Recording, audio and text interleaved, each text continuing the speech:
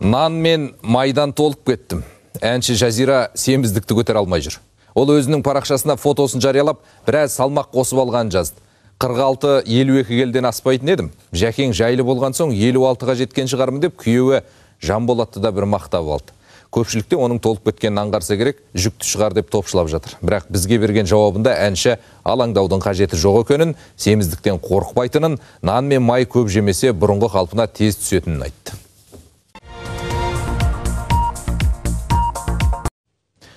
Сақалы қалың шаш ұзын Бекболат Тілеуханның образы көпшіліктің сынына ұшырады. Әлеуметтік желіде экс-депутаттың тебіреніп күй тартып отырған видеосы тарады.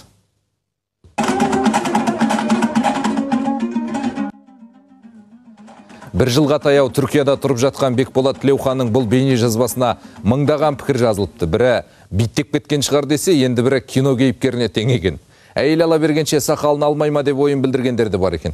Десе де өзге азаматтың келбеті жайында кері пікір айтуға болмас, өйткені әркім сырт кейпінің қандай болатынына тек өз жауап.